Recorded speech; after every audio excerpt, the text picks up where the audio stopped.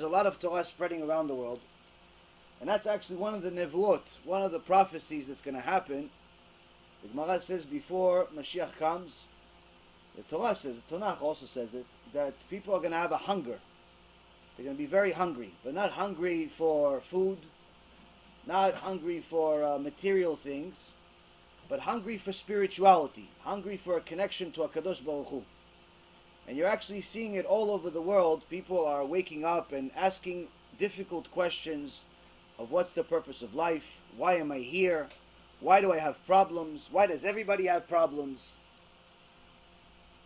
The point is that you want to ask these questions because you want to answer the safek, the doubt that you have inside you. Because if a person is a real person, if you're an honest person, intellectually an honest person, then once you've answered all of the doubts that you have, at least the main ones, about HaKadosh Baruch Hu, about Am Yisrael, about the Torah itself, once you know that Torah is from Hashem, once you know that Hashem is real, then if you continue violating Shabbat,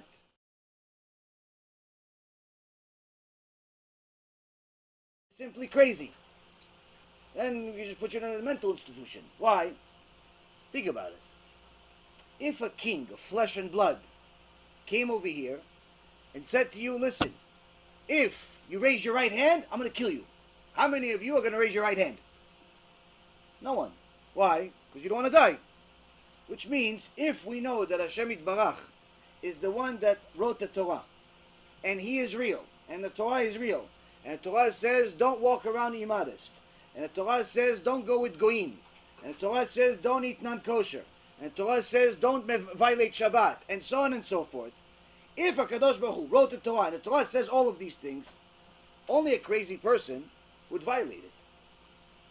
Now, we don't live in a generation of crazy people. We live in a generation of ignorant people. The vast majority of people are ignorant. They simply don't know.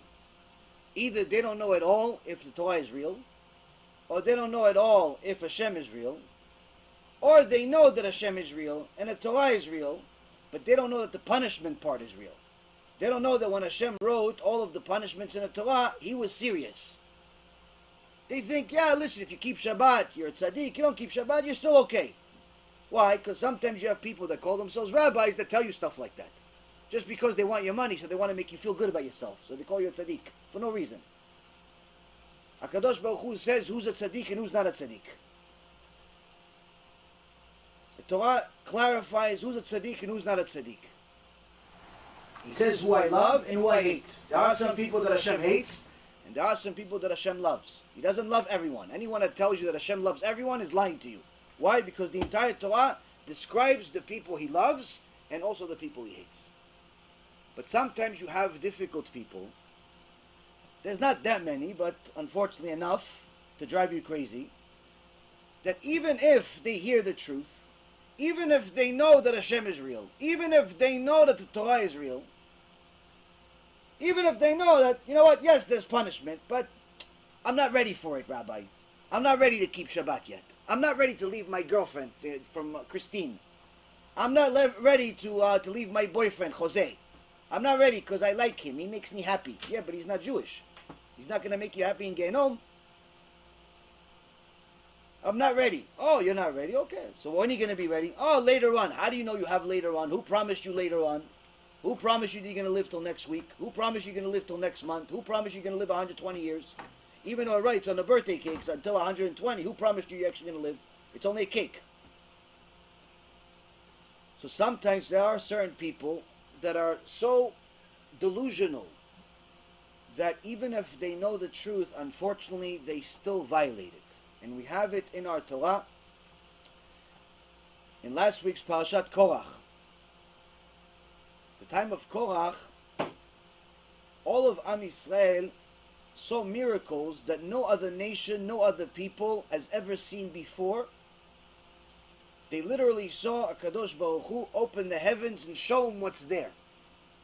They saw Hashem split the ocean into 12. They saw Hashem turn the biggest, strongest civilization that ever existed, the Egyptians, turn into nothing. But yet, they unfortunately had a few Reshaim among them, a few wicked people among them. In last week's parasha, we have two people called Datan v'Aviram. And Datan v'Aviram, even after Moshe Rabbeinu came to them and he said, listen, you know that Hashem is real. You saw what he did to the Egyptians. They said, yeah. He said, you know Hashem split the ocean. He said, yeah, we were there. You know that Hashem just gave us Matan Torah, opened the whole heavens, everything. You saw everything, yeah? You saw his voice, yeah, not hear it, you saw it. Every time Hashem spoke, there was words in the sky. You saw the voice, you saw everything. Yes. And you're still going against me? You're still going against Hashem? Datan v'Aviram, it says, ויעלו מעל משכן כוח דתן ואבירם מסביב ודתן ואבירם יצאו ניצבים פתח העליהם ונשיהם ובניהם בטפם. Datan v'Aviram went out erect at the entrance of their tents with their wives and children and infants. Meaning after Moshe Rabbeinu tells them the whole truth, says, listen, do tshuva, stop it. Stop messing around. Hashem is not your friend. He's God. They went out with their heads up high. No, nothing's going to touch me. What are you talking about? Me? Nah. No, I'm fine. I'm a tzaddik. They made their own rules. They made their own Torah. They went out arrogantly, even though they knew the truth. And their end wasn't pretty. HaKadosh Baruch Hu opened the ground, swallowed them, put them into Gehenom, and they will never ever see the light of day. Why? They knew the truth, and they still violated. So now, Rabotai Yekarim, what we try to do, before we start questions, what we try to do is to enlighten you and everyone else that's watching and will watch in the future, Bezat Hashem, with what Hashem said. We're not judges, we're not jury. The reality is that everyone here is obligated to learn what the truth is. What you do with it, that's your business. You listen to the truth, you're a very smart person, according to Hashem. You don't listen to the truth, you're a very foolish person, according to Hashem. Why? Because you listen, there's reward. You don't listen, there's punishment. But not only in the next world, here too. You see all of the people that live without Hashem, not only do they have problems like everybody else, but they have problems worse than everybody else, and worst of all, they have a meaningless life. They have no hope, no dreams. And that's why the suicide rate in the secular world is exponentially higher than the religious world. Very, very rarely do you ever hear of a religious person committing suicide. Very rarely do you ever hear of a religious person getting a divorce. Very rarely do you ever hear of a religious person overdosing on drugs. Yes, it happens. Over 30 Jewish kids overdosed on drugs just in the last month, Hashem Yirachem, in America. 9 of them died. They thought they're going to live. When they were taking the drugs, they thought they're going to have a good time. We're just going to have a good time. But then they died. 9 of them died. 6 are in a coma. And B'ezrat Hashem, the rest of them, hopefully going to be okay.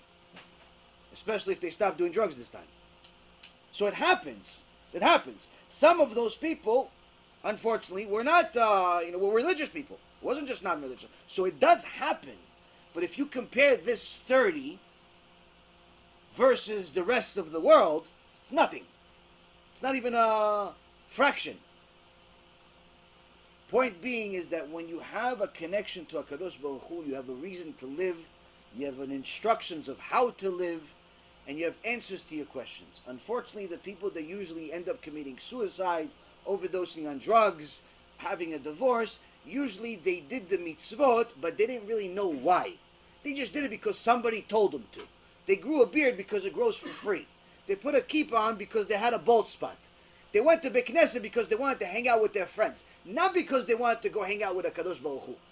So yeah, they were religious in practice, but not inside. What we try to do is spread the truth so you are religious inside and outside. And that's why, B'ezrat Hashem, we try to do this shiurim.